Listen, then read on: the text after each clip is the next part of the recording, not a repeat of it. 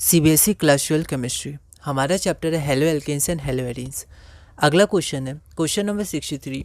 What happens when ethyl chloride is treated with aqueous KOH। तो इसे hydrolysis reaction भी कहते हैं। यह क्वेश्चन दिल्ली 2013 में 1 मार्क का आया, ट्राई करिए, उसके बाद हम आगे बढ़ते हैं।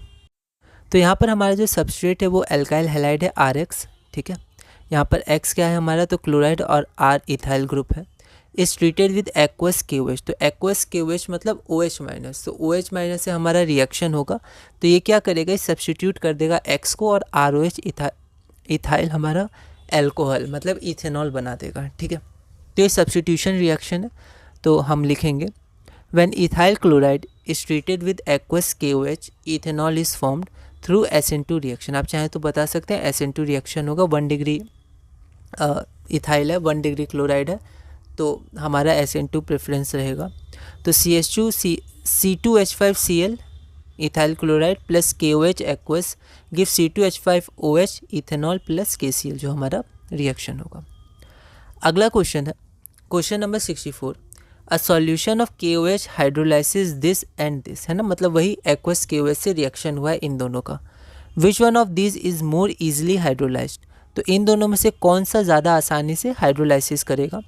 यह क्वेश्चन फॉरेन 2010 में 1 मार्क का आया था। एक बार आप इसे ट्राई करिए, फिर हम लोग आगे बढ़ते हैं। तो the hydrolysis of alkyl halide with aqueous KOH occurs by SN1 mechanism. तो यहाँ पर देखिए SN1 मैकेनिज्म लिखा है, और पिछला में हम लोग ने देखा था कि SN2 मैकेनिज्म है, ठीक है। अब देखिए एक्चुअली जो सब्स्टिट्यूशन मैकेनिज्म होता है वो डिपेंड करता है आपका SN1 है या SN2 है, ठीक है। तो यहाँ पर द हाइड्रोलाइसिस इस केस का बात कर रहे हैं, यहाँ पर SN1 होगा। SN1 को क्यों, क्योंकि यहाँ पर कार्बोकैटायन, तो यहाँ पर ज़्यादा ग्रुप है, ठीक है, तो यहाँ पर स्टेरिक हिंड्रेंस ज़्यादा होगा। SN2 हमारा तब होता है जब स्टेरिक हिंड्रेंस कम होता है, जैसे मिथाइल, इथाइल, इन सब में होता है, ठीक है। पर जैसे ही हमारा ग्रुप ज़्यादा होता है तो अधिक चांस ये है कि हमारा SN1 रिएक्शन हो, और बाकी रिएक्शन कंडीशंस पे डिपेंड करता है, ठीक है। तो यहाँ पर हमारा SN1 रिएक्शन से होगा, ठीक है। और रिएक्टिविटी ऑफ SN1 किस पे डिपेंड करता है, तो स्टेबिलिटी ऑफ कार्बोकैटायन पे डिपेंड करता है ना। आप जब और क्वेश्चंस बनाएंगे तो आप बता पाएंगे कि कौन सा SN1 है, कौन सा SN2 है, बेस क्या है, और फिर बल्कि है कि नॉर्मल है, एल्काइल हैलाइड में कौन सा डिग्री है, रिएक्शन कंडीशंस क्या है, ठीक है।